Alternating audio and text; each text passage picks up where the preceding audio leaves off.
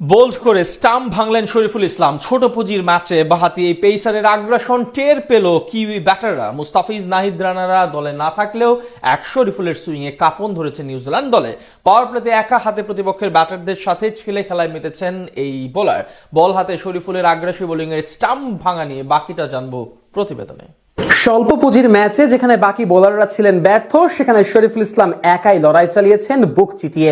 চোখে চোখ রেখে দেখিয়েছেন নিজের আগ্রাসন। নাহিদ রানা কিংবা মোস্তাফিজুর রহমানের মতো তারকা পেসাররা যখন দলে নেই, তখন বোলিং ইউনিটের দায়িত্বটা পড়ে শরীফুলের কাঁধে। আর দায়িত্ব বুঝে পেয়ে প্রতিপক্ষ ওপেনারের স্ট্যাম্প ভেঙেছেন টাইগার এই বাহাতি। স্বল্প রানের টার্গেটেও মনে ভয় ধরিয়ে দিয়েছেন যুব বিশ্বকাপ জয়ী এই তারকা।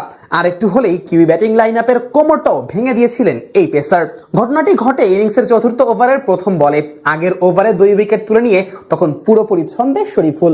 অন্যদিকে ব্যাটিং প্রান্তে ছিলেন কিউই ওপেনার টিম রবিনসন। সে সময় কিউই স্কোরবোর্ডে থাকা 25 রানের 23 রানই এসেছিল এই ব্যাটারের ব্যাট থেকে। শেখ মেহেদী কিংবা রিপন মন্ডল কাউকেই ছাড় দেননি কিউই এই ওপেনার।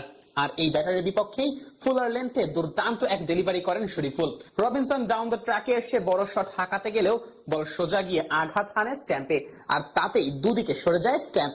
একই সাথে মিডল স্ট্যাম্পটাও ভেঙে যায়। পরে দেখা যায় মাঠে থাকা একজন মাঠ কর্মীকে স্ট্যাম্প নিয়ে যেতে। মাত্র 3 রান খরচায় 3 ব্যাটারকে প্যাভিলিয়নে ফিরিয়ে তখন টাইগারদের ম্যাচে ফেরেন এই ব্যক্তি। আর এমন ম্যাচে কিনা ব্যাট হাতে ব্যর্থ ছিল লাল সবুজের ব্যাটাররা।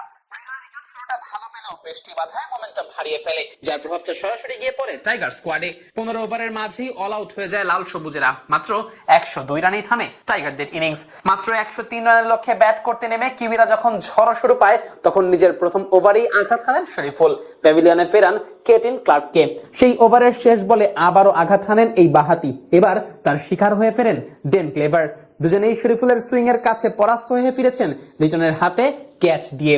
আর নিজের দ্বিতীয় ওভারে এসে রবিনসনের স্ট্যাম্প ভেঙেছেন শরীফুল। তবে তৃতীয় ওভারে কিছুটা খরুচে বোলিং করেন এই বাহাতি। আর শেষ পর্যন্ত মাঝের ওভারগুলোতে ব্যাটারদের দায়িত্বশীল ইনিংসে সহজ জয় নিশ্চিত করে সফরকারী কিউইরা। তবে এত কিছুর ভিড়েও শরীফুলের বোলিংটা আলাদা করে নজর কেড়েছে ভক্ত সমর্থকদের মনে। শুধু ভক্ত সমর্থক বললে ভুল হবে, কেননা টাইগার এই বাহাতির বোলিং এর প্রশংসা করেছেন সফরকারী দলের ব্যাটাররাও। ম্যাচ পরবর্তী সংবাদ সম্মেলনে এসে শরীফুলকে প্রশংসায় ভাসিয়েছেন ম্যাচ সেরার খেতাব জেতা ডেভন জ্যাকবস ও কিউই অধিনায়ক নিক কেলি। এমনকি টাইগার অধিনায়ক লিটন দাসের কণ্ঠেও ঝরেছে প্রশংসা। বলেছেন শরীফুল এভাবে বল করলে বাংলাদেশ ভবিষ্যতে আরো বেশি খুশি হবে। এদিকে মাঠে দল হারলেও এমন পারফরমেন্সের পর শরীফুল কোনো পুরস্কার পাবেন না, তা কি করে হয়? তাই তো ম্যাচ শেষে বাংলাদেশ দলের সেরা খেলোয়াড় নির্বাচিত করা হয় টাইগার এই বাহাতিকে, যার ফলে প্রায় 3 লাখ টাকা মূল্যের ইলেকট্রনিক বাইকটি জিতে নেন শরীফুল ইসলাম।